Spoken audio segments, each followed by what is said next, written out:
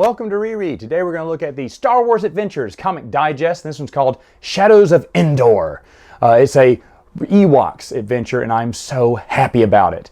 It ties in, the artwork's great, it ties in the cartoon, kind of ties it into the EU a little bit stronger because all the characters from the cartoon are there. They're drawn a lot better. The Dulocs basically enter the camp, Ewok territory, and tell the Ewoks there are Skull Warriors about that, invaded the planet. Well, as you know from the comic book cartoon, comic books based off the cartoon, this is not anything new. They've been invaded before, but this time they're Skull Warriors. They're stormtroopers. They're stormtroopers is what they are.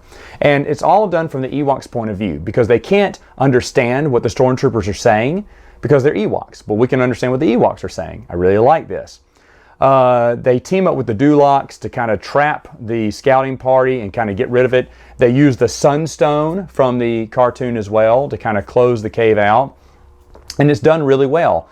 Chukatrok and Karel are in this too. And they are from the Caravan of Courage movie, which I argue those things take place after Return of the Jedi. Now I know West End Games' Return of the Jedi sourcebook says, no, this happened before. This happened before Return of the Jedi, but none of that makes sense, right? Because Wicket at the end of those movies can talk basic, but yet I guess he forgot. I don't know. And why would they want to eat humans? Of course, that's because Logray is kind of filled with the dark side, and he's kind of putting his sway over the rest of the Ewoks, which it doesn't make sense. These movies should take place afterwards. Forget what West End Games, the Return of the Jedi role-playing book said about Logray. Maybe Logray, had a bit of dark side in him, he got rid of it, and it came back, and then he got booted out. Either way, the movies take place afterwards because Chukatrok and Karel, who are in the Caravan of Courage, they're living outside of the forest. It's outside the Endor village, I should say, and it's been a while since the Ewoks have seen them, but they still know their whereabouts, right? So that's because they're added to the Caravan of Courage. And it just makes sense that if this is adventure carrying them, and this is basically, it says 8 months. It's 8 months before Return of the Jedi. Stormtroopers are basically scouting out Endor to make sure it's safe, to kind of build a little base there, a shield generator to protect the Death Star. There's another side story going on, which no one made the connection, but they probably should. That after, and I'll get to this story in a minute or later on, but after the Tarkin is destroyed, the Emperor is concerned about the safety of the newly constructed Death Star.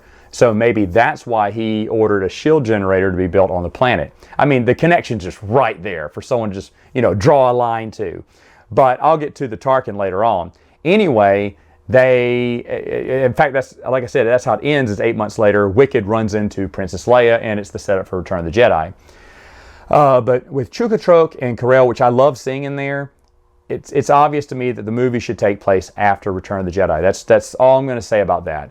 Other than that, this book is very fun. It's fun because I was a fan of the cartoon, a fan of the comic book series, and it has all the cartoon characters and the Sunstone. So if you watch the cartoon, if you're a fan of the cartoon, in a way it was kind of made for those type of people. This is a good one. So well worth your time. All right, folks, that's it for now. See you later.